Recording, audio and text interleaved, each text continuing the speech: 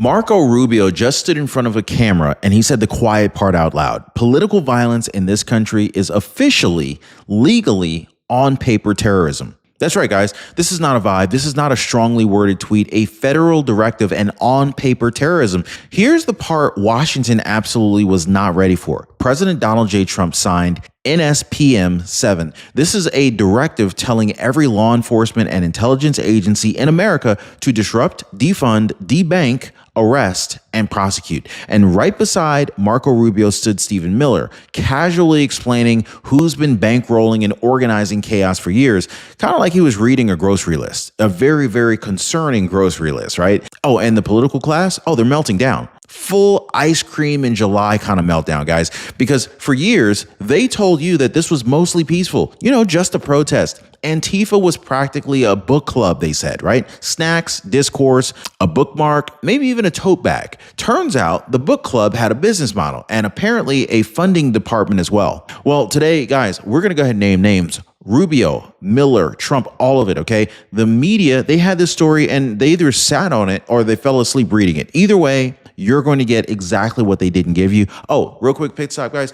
If you or someone you love is on Medicare, Chapter offers completely free Medicare help. Give our friends at Chapter a call right here, right now. The average senior is saving about $1,100 per year. That's real cash, guys. Oh, and if you're new here, welcome to the chaos. Hit subscribe. We called this a long time ago. All right, so I want to talk about the day Washington got a wake-up call it did not order. So while everyone else was arguing about the usual nonsense, polls, gaffes, whatever's trending, Marco Rubio, he stood up and he started talking about something bigger, way bigger, civilization level bigger, guys, not tax brackets, not midterms, civilization. And standing right there with him, you had Stephen Miller, right?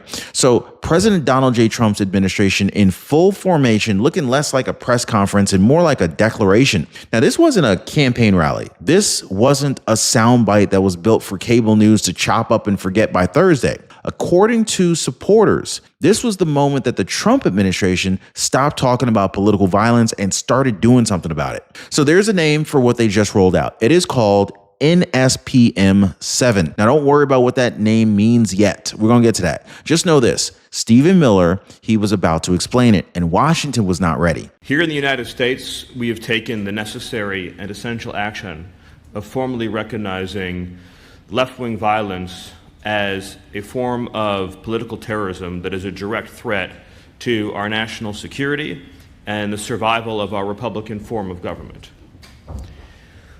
President Trump issued a directive, in our parlance, it's called a National Security Presidential Memorandum, or NSPM, NSPM 7 to be exact, that directs for the first time in American history all of our law enforcement and intelligence agencies to work together to disrupt, identify, defund, debank, arrest, and prosecute these political terrorists that are operating in our country.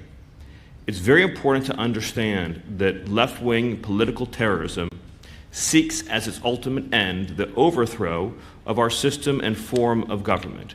And we've seen this has taken place many times in many places throughout the years, and Secretary Rubio has provided you many examples. Left-wing terrorism always ends in bloodshed, misery, and suffering. It only can travel in one direction. There's no point at which the left-wing terrorist is satisfied with his gains and ceases progressing.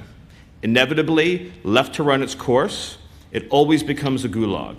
It always becomes the mass imprisonment of political enemies, the stripping of their rights and freedoms, inflicting immense pain, humiliation, suffering, in order to establish complete and total control. Control through psychological and physical and actual terror.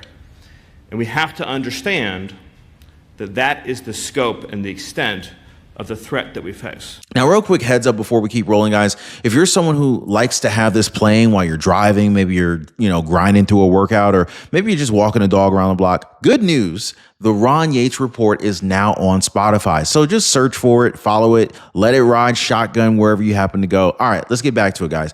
So Here's what NSPM 7 actually does in plain English, no law degree required, no PhD, right? Basically, what it does is it orders every federal law enforcement and intelligence agency to start working together on one mission. Who knew, right? You would think that this would have already been in play like since the beginning of time. Identify the organizers, disrupt the networks, cut off the funding, prosecute the very people running the whole operation. Now, supporters see this as the moment that speeches turn into an actual government machinery. Oh, and look, guys, Washington has a very predictable move when something goes wrong. They form a committee, they hold a hearing, then they issue a very strongly worded statement and they go to lunch and nothing happens. This administration skipped all that nonsense. So Stephen Miller, he basically walked out and he said, here's a memorandum, get to work. Now, this is a slightly different energy than Congress usually brings. No subcommittee, no 18-month review, just disrupt, defund, debank, arrest, prosecute.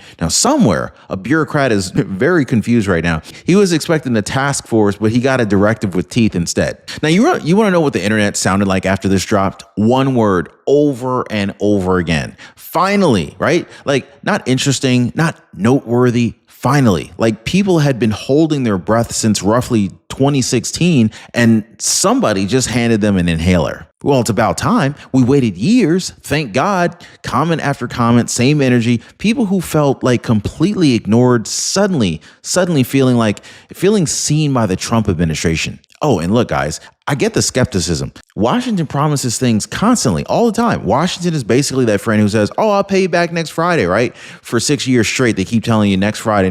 You ain't seen that $20 yet, have you, right? But this time, people are not reacting to a promise. They're reacting to Marco Rubio and Stephen Miller actually doing the thing. Now, that's rare enough to feel like a holiday. You know what I'm saying?